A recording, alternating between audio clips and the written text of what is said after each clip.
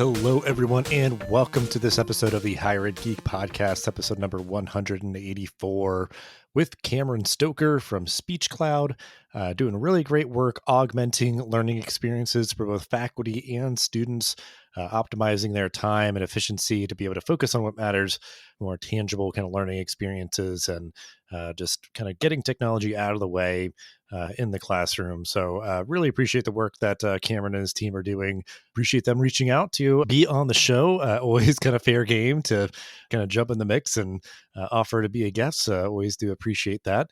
But some other housekeeping stuff, please do leave a review for the show. Really does help us out to make sure that more folks discover what we're talking about here. Also, make sure to sign up for our mailing list. That will get more of the Higher Ed Geek podcast into your inbox when new episodes are posting. So please do find that on the show notes page for this episode on the Enrollify podcast network. But without further ado, this is episode number 184 with Cameron Stoker. We are here for a conversation where I will be learning just like our audience. I am very grateful for the opportunity to talk about a company that is new to me in this higher education technology space, helping to enhance the experience, particularly of faculty members or anybody that's creating learning experiences for students. So that's always something that's kind of a great thing in my book of sort of how can we kind of have high tech and high touch working really well together. So excited to have this conversation. We will start it as we always do, having our guests introduce themselves and give a brief overview of their professional background and how they got to be where they are today. I'm Cameron, by the way. My background was actually at Google. I did data science and sales ops, so I was more on the tech side. And kind of the reason why I got into what we're doing now and got into doing SpeechCloud was more by accident. We actually, we didn't intend to start a company. My story goes is I had quit Google to finally come back and finish my undergraduate degree. I had dropped out, and when I had come back, I had ran into this girl in one of my classes who was hard of hearing, and she really struggled to follow along in class, right? By nature of the technology that was provided and a lot of the services provided that were there to help her, it made her either stand out or just weren't that great. And so that was actually the beginning, was seeing the struggle of students specifically with accessibility, how SpeechCloud started, and it really actually started as a project. They had a hackathon promoted. We built the beginning of SpeechCloud in 36 hours straight to give this what was at the time a simple transcription software that would transcribe what was being said by the professor and then send it to her name was Amy's phone, so she could follow along. And so that was kind of how we started. It was That's kind of what we thought would be the end of it all, but then it ended up being, we had a bunch more students asking for it. Bunch more people saying like, "Hey, we struggle too. Can we use it?" And that was the beginnings. That's how SpeechCloud started, and we saw that there was this need and potentially this opportunity from a business standpoint to be specifically a product to help students with disabilities. So that's kind of how we started and where we began. Well, that's a very kind of wholesome origin story. Like, as some people, it's like, oh, I'm scratching my own itch. But even just seeing someone that you care about struggling, especially in a learning environment, it's like, well, we should always be doing as much as we can. There's obviously a lot of offices and professionals committed to it on campus, but just, trying to kind of precisely hit that target of like, okay, I've kind of got like a very clear equation of like, I'm having trouble understanding, lectures and those sort of things. How can I get what I need more easily, not to almost like, burden anyone else, but it's like it really should be something that is provided and readily available to any and all students who want it, especially the ones who like kind of absolutely require it to be able to kind of have sort of a level playing field and everything. And I guess it's interesting for like, if almost like the story was reversed, I wonder if the origin story would have been the same of like having worked at Google and coming back and maybe seeing kind of just like the potential of being able to build even sort of simple technology to kind of like get that, minimally viable product out there and see like, wow, this student, that I was kind of building it for, very clear use case, found it super helpful. And then that almost like word of mouth kind of growing from there. So that's really interesting. And I imagine now, over the past several years, like, it's definitely grown from there. I know it does a lot more, but if you want to kind of like try to capture, kind of capture as much as you can of just sort of all the nuts and bolts of what SpeechCloud does now as you've kind of built it up. Yeah, yeah, it does. It does a lot more than what I just described. The the sad reality, and this is the nature of you start learning about technology, is speech cloud in its first iteration, right? As I just described it as a transcription product, this platform that helps students with disabilities, whether it was helping them take notes or helping students that were hard of hearing follow along. The problem with that isn't necessarily right the institution or any of this. It's there's a lack of funds and accessibility. So that's problem number one, right? Problem number two is when you build a product that is solving a social value, like we were, if you're not providing what we call economic value, right? Some kind of value to the business that provides them, with more money, saves money, whatever it is, many times that's not going to have long-term effect or adoption, right? And we didn't know this, of course, but this is really important to understand for anybody that's in ed tech is you have to build a product when when you provide this great social value like we were, you also have to provide some kind of economic value that benefits the institution and or the adopters like the professors. And so we actually all this was happening prior to COVID and prior to the pandemic. And so when the pandemic hit, there's no need for a product that helps students learn better in class because nobody's in class, right? And so any schools that had begun using us completely, dropped us off, and again with good reason. Back to the point I just made, and so we ended up saying, hey, there's this huge shift in education. We need to make sure we're providing value for the institution and to the professor if we're going to be able to provide what we call universal accessibility for students. And so to actually make legitimate change, you have to make change higher up, right? And so we end up talking to hundreds, if not, now thousands of teachers. Found out during the pandemic, teachers hated using Zoom. They just wanted to show up and teach in a brick and mortar class the majority of the time, right? And teach like they did pre-COVID and pre-pandemic. And so we saw this and we saw, all these needs in the institution. And so we went on to build what Speech Cloud is today, which is a multifaceted suite of tools that basically has the goal and the desire to help teachers to just show up in a physical classroom, click a button, and what we do is we do all the work of capturing the class, so recording the video, the audio, we transcribe every word being said, so we archive the classroom experience. So the teacher just shows up, clicks a button. We do all the work of archiving it so they can focus on teaching. In addition, we also found that teachers, use tons of tools.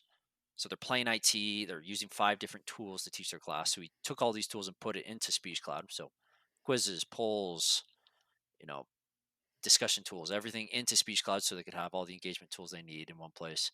And then we found that, teachers also want to be able to help their students. They want to keep a pulse on student success. And so we started doing tracking attendance. We track student disengagement. So if they're, going on Facebook, they're going on platforms, we know, right? And we also track stuff like comprehension.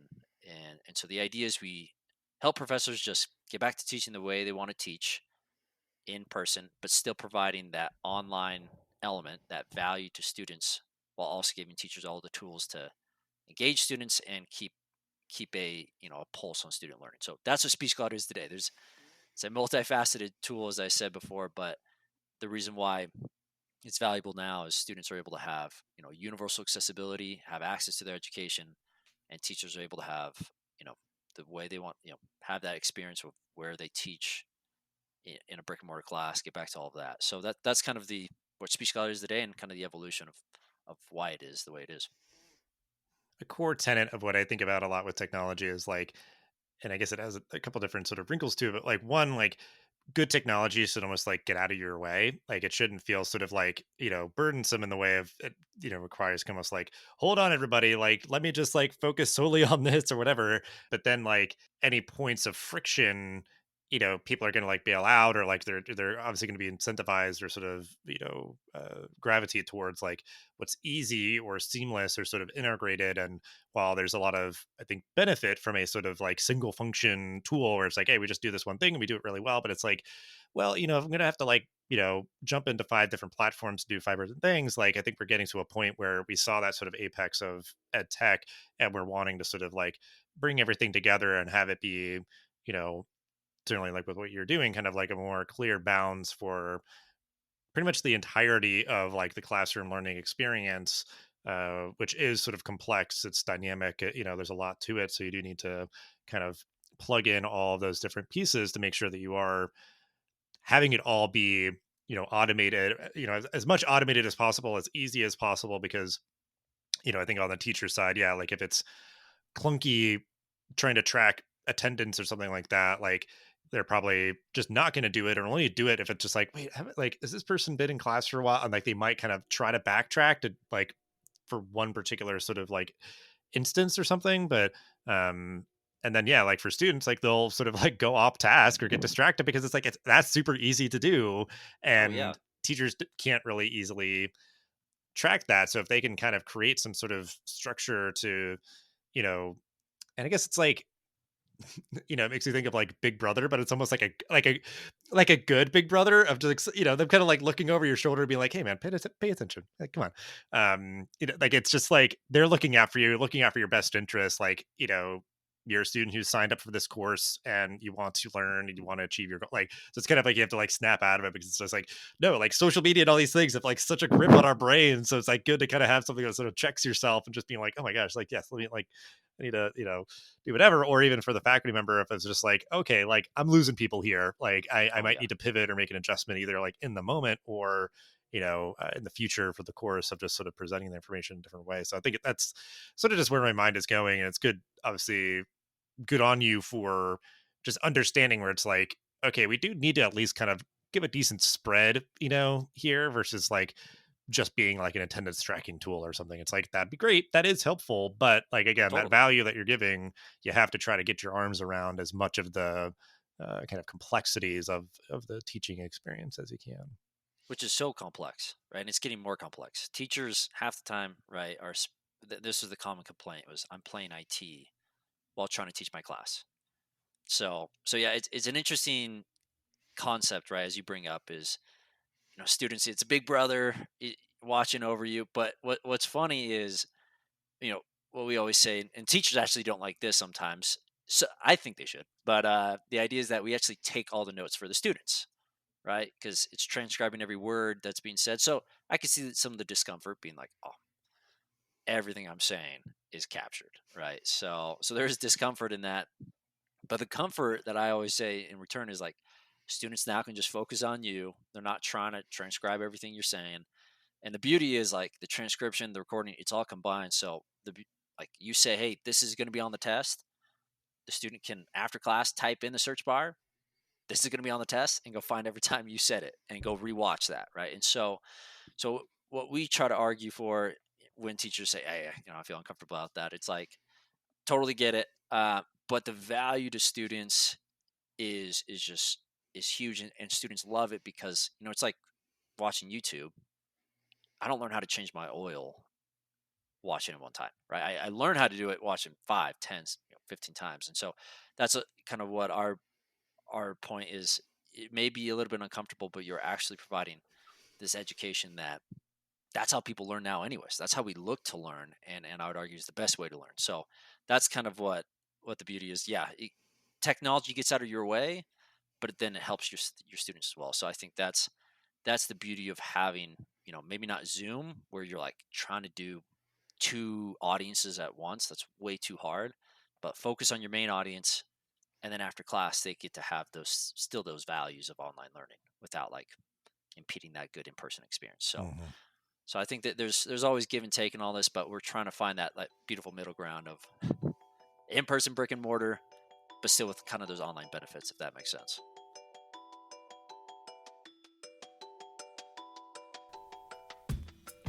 Let's play a game. What keywords does your website rank for? What doesn't it rank for that you think it should? What are a few opportunities you could be winning on if you tweaked some website copy? Okay, how'd you do? Not great? That's okay. Because our friends at DD Agency want to answer all of those questions for you and then some. DD Agency is a higher ed specific marketing technology agency that has conducted countless SEO audits for colleges and universities across the country. In these audits, they detail where you currently rank, what you could be ranking for, exactly how copy should be tweaked on website pages, and much more. If this sounds like something you could benefit from, Give those folks a ping and be sure to mention that Enrollify sent you to claim a 10% discount on any of their SEO offerings. Head on over to enrollify.org/DDASEO or simply follow the link in the show notes below. That will guarantee you a 10% discount off of your audit. Again, head on over to enrollify.org/DDASEO to learn more. Now, on to the show.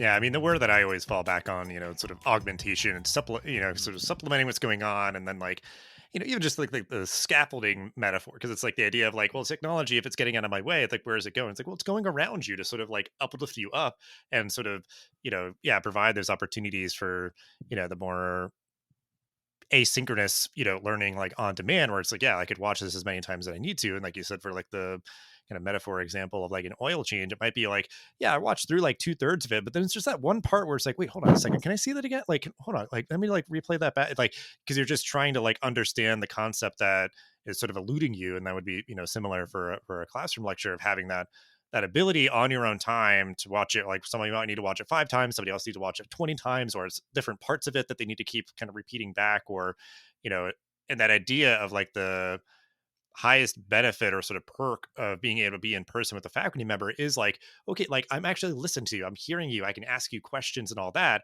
And yeah, I don't have to feel like distracted and scribbling, being like, wait, hold on, what did you say? Like, hold on, what, like, how do you spell that? Like, how do you, like, it's those sort of things that sort of like interrupt the flow. And it's either like, you're doing your best to keep up with what they're saying, um and you're like, then you like miss something. Like, it's just like all those dynamics, like, it's so tough, like, on both sides, where the faculty member, yeah, like, they feel they're not being listened to, but they're just sort of like, well, I just gotta keep talking for an hour, or like the student misses something. So it's like, yeah, like, you're trying to kind of strive towards like the best of both worlds, like you said, like, sort of the best of like an in-person teaching, sort of augmented with technology, which, theoretically could also be done online. And I think, yeah, it's a whole other point of like, hybrid stuff, where it's like, well, I'm simultaneously, teaching simultaneously online and in person. Like, that's a whole other kind of can of worms. But what is it to you? I guess it's almost a leading question, because I feel like, like, I already know the answers. I want to see kind of how you come at it. But like, for this moment in particular, like you said, we're coming out of the pandemic, which sort of even disrupted sort of how you were sort of starting and doing your work. So we're sort of coming out of this moment, and we are seeing, just more partially or fully online students, or, sort of how, faculty and staff are sort of grappling with their tech stacks, and, what tools they're using and how they're using and all that. Like, how do you see this current moment being like especially relevant for an ed tech tool like yours, as we're sort of, kind of interfacing with what the future of like higher ed and teaching looks like? Yeah, it's a really interesting question, because ed tech in the past few years has evolved and also like devolved. Like, it felt like Zoom was the future, but then everyone realized that it was not a great experience. So it, like, we went really hard, really fast towards online, and then we started realizing like students didn't find value in their tuition that they're paying for doing online classes. Teachers were quitting because it's just a terrible experience. So I think with that premise, and why we're actually, we were originally kind of saying like, yeah, we're this tool for all these different modalities, online, in person. And we're like, no, no, no. Like, everybody just wants to be in person. Is That's where the most value is, but they still want these aspects of online, right? And so where I see this going, and why I think we're in a great place right now, is that's where teachers want to be, and that's the message they want to hear from their department heads, and from their schools. Like, can I just get back to teaching and enjoying teaching? And so that's what I think. What we're trying to do is be like, look, use some of our tools, use half of them, use all of them, whatever it is, but like, just get back to teaching the way you want to teach, because that's where we're going to have the most success. And there's this weird change of like, a lot of people are saying we don't need teachers anymore, where, yeah, you can watch these YouTube videos, you can go through these textbooks, but I would argue it's actually the reverse. We need teachers more than ever now, but we need them more focused on the students and just the engagement and helping them learn versus just spitting information. And so that's what I would say is the change in terms of just ed tech and the world, is just, we need teachers more than ever, but we need them to be not just just saying information. We need them involved. We need them engaged. We need them helping students and being back in person. We more than ever we need in person learning. We have online learning everywhere. So that's what I feel like. I wish more technology was trying to push us that way versus pushes more online. I think that's where we sit is in an interesting place where the rest of the world seems to be like, no, let's go online. Well, yeah, and I mean, because I think like the perfect thing for me is having just like again the best of both worlds at the right dose of everything. Where like I think Right? yeah, there's sort of a notion of well, online equals sort of like yeah, all these different digital tools and all that, and in person is sort of just like well, it's how they did it 300 years ago, and it's like sure, at its core, it is a subject matter expert like passing Sure. knowledge onto another human being, but you can still have that experience in a lot of different areas. Like you could have an in-person instruction really augmented both through just like, how are they using sort of, audio visual things in their course. And then, yeah, certainly the just kind of administration of the course and those sort of things. So, uh, yeah. And the idea of like for them being able to just be human and have high touch experiences, you'd want to get all of that kind of administrative kind of functions out of their way as much as possible. And that's sort of the automation of kind of the menial things where they can focus their attention on, leveraging their subject matter expertise and everything. So, Yeah, um, 100%. yeah, I think it really is an interesting moment because as much as I love online digital education and, all these tools and everything, it's like, I've seen in so many different ways, even for like a completely online program, they've built in opportunities to have sort of immersive in-person experiences, and that just sort of like crystallized like the connection and everything, and then made the experience better afterwards for everybody. So Definitely. it's like kind of intentionally putting in sort of pieces like that, and students would like take more of them as like electives and all that. Like they would just stack up because they're like, yeah, I love being able to like watch lectures or jump into live sessions and stuff like while I'm traveling and where I've got all this other stuff going on. But it's like I am so focused on wanting to make sure that I have like high impact in-person practices. And it could certainly be like the inverse where it's like, hey, occasionally, yeah, we might have an online lecture because like I'm going to a conference, for faculty members or something, like, so it's Totally. like you can always just sort of flip and just try to sort of leverage it versus it being kind of all or nothing, one way or the other, completely one way, and those sort of things, and just how you sort of equip people with tools, so like they're just tools and everything. So, um, with you already kind of mentioned this a little bit, so I'm curious if you have any other sort of anecdotes about sort of the change management with institutions that you've worked with or anything, just any reflections of how you've navigated that, because I think it is certainly a sensitive area. The teaching experience, like it feels sometimes sort of these guarded gilded halls that again, yeah, it's like for certain institutions have been around for hundreds of years, and it's just they haven't iterated on it as much as they could or should have. So yeah, just sort of your perspective on how you've navigated kind of change management in this area with institutions.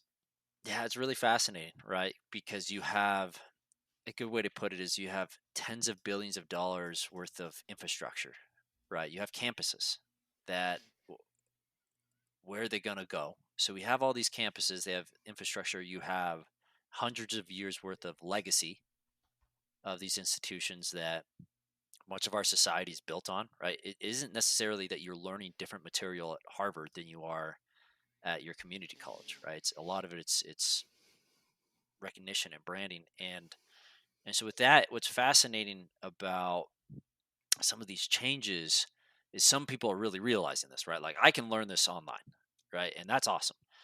So I think what colleges and what universities really need to lean into is if it is all about legacy and you can learn right online, then you really need to maximize experience, right? You need to maximize not just the learning experience but the college experience. And so some of that's out of our scope, right? And this is something that I think in ed tech in general is you need to figure out how you can help your students, have more in-person experience for sure, but also like on the job experiences, like, and I talk about how we built speech cloud at a hackathon, like that kind of stuff.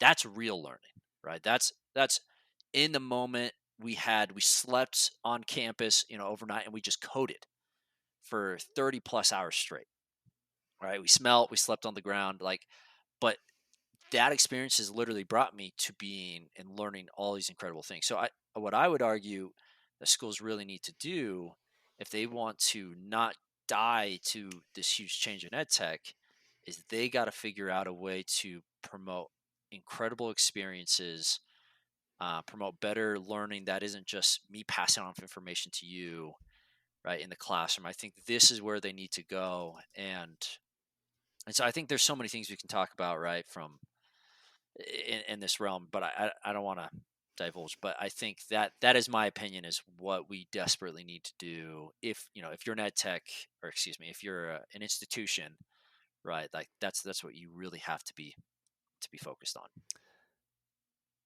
Yeah, and what I really like about that again is to what we said of like good technology gets out of your way and everything. And really the outcome of that should be obviously any of your faculty or staff are putting their attention where it should be, and they should be honestly like freed up to have more time to do something like let me organize a hackathon or something where it's that really tangible application of knowledge, which should probably be passed on in a class. But then it's like, yeah, like you've gone through classes, like if you're ready to try to like really have the rubber meet the road here, let's create these tangible learning experiences. But sometimes it's like, we're asking a lot of people in higher ed with very little resources or bandwidth and everything. So how can we leverage our limited resources in a very intentional way to have what may very well be, in looking into the future, a very lean team.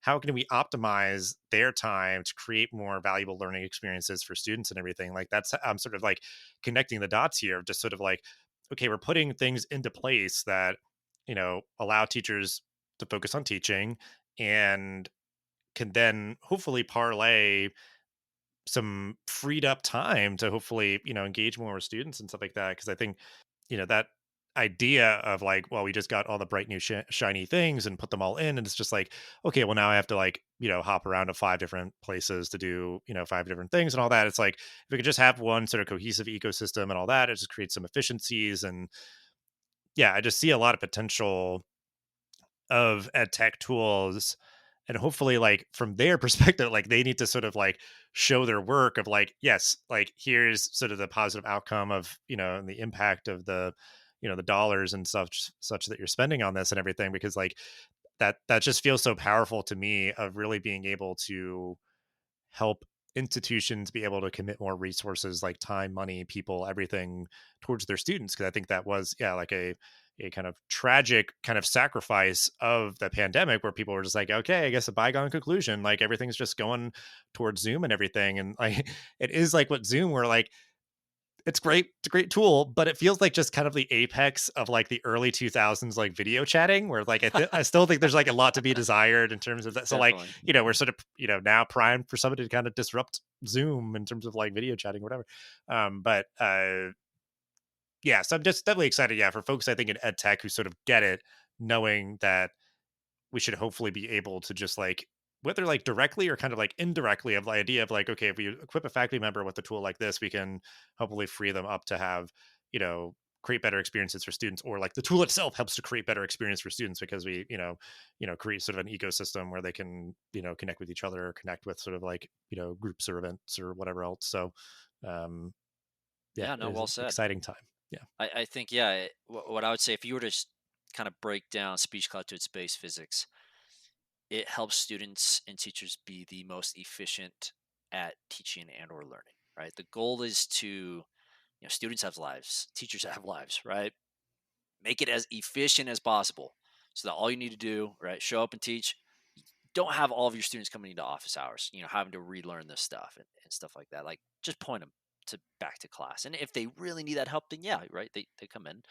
So that is my argument, because yeah, I think speech cloud really aims to just, it's not like we're supplementing this incredible change in the sphere, right? Like in sense of like a hackathon, and really on, like like hands-on learning is the best type of learning. But to get them to that point, you have to give them the knowledge and information prior, right? And so the goal is speech cloud makes you as efficient and humanly possible at learning it, so then you can maximize these other experiences, right? And hopefully we can get into that world as we grow and go. But yeah, I definitely think you said it so well. But that's the key to education, right? Is just help people learn the base information, the main information as fast as possible to then put into practice, right? That's real good education.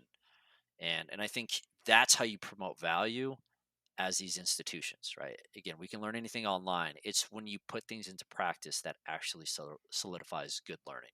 So I think that's where this evolution needs to really go. And so yeah, things like Zoom, again, it's a tool to facilitate conversation, and that's not wonderful when you got a bunch of students. That's really hard, right? It's good for this, you and me, great, right?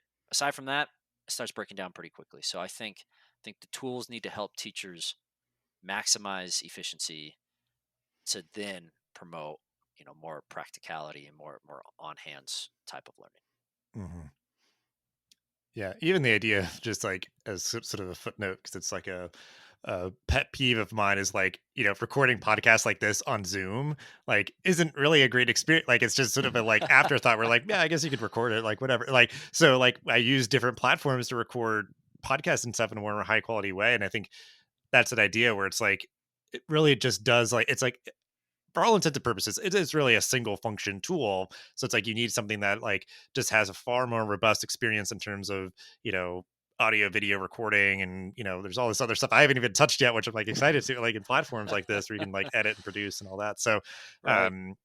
yeah, so I think it's uh, definitely a very interesting time. Very excited for the potential for ed tech and for higher ed. But as we wind down, we always like to give an opportunity for our guests to share any resources, whether it's from their organization or other stuff that's catching their attention, and if it's related to this topic. But yeah, stuff we can include in the show notes. Yeah, it's great. It's a great thought. I think we are going to be pushing out some free tools over the next few months. I know that's not right now, but in terms of resources, we we've just had so many teachers that can't even use speech cloud due to limitations on money, right? Limitations from departments, stuff like that. So, um, like I said, I know it's not right now, but in the next few months, come check us out before fall semester is after summer. The hope is we will have tools to help you better teach your class. Quick polls, attendance tracking. Like we're trying to give a lot of these things away for free, so teachers can have this value. So I think that would be resources on my side. And the last thing is just you're welcome to reach out. Right, I I'm really passionate about education, but specifically accessibility. And so if there's something in regards to how you can make your classroom accessible, we're not the only ones, right? Like we are the only ones that do all the things that I described, but there's some really great tools out there that you can at least start trying to implement to make your classroom a better experience for students. That I think that's always the first step. So reach out. I'm happy to share anything I know, as well as just point people in the right direction. I think that's the most value I can give. Yeah, beautiful. I appreciate you making yourself available as a resource, and certainly, yeah, yes, folks should, I don't know if you have like a newsletter or just like follow you on social We media. we do have a newsletter. Yeah, we have a social media, all that stuff. I'm not the most vocal person. I'm trying to be better. It's the reason why we're talking here, Dustin. But we do have all those things with Speech Cloud. But you can reach out on LinkedIn. Cameron Stoker. Happy to chat as well. Curious, just sort of how you'll take this. Just a final thought or call to action on this topic to wrap everything up and end the episode. So, floor is yours. Yeah, I guess my final call to action would be, of course, go check Speech Cloud out. We're always looking for teachers to come, implement Speech Cloud, be the first ones at their school, help us make, a change and help us start thinking about how ed tech can really affect your classroom. So that of course is, one last call out is yeah, come check us out, come reach out. We'd love to see if Speech Cloud's a good fit for your class. Awesome. Well, I appreciate you sharing all that you did. You doing the good work here with your team, and yeah, just taking the time out. And yeah, we'll have ways to connect with you and Speech Cloud in the show notes. But yeah, just great talking to you. Thank you. It was great talking to you, Dustin.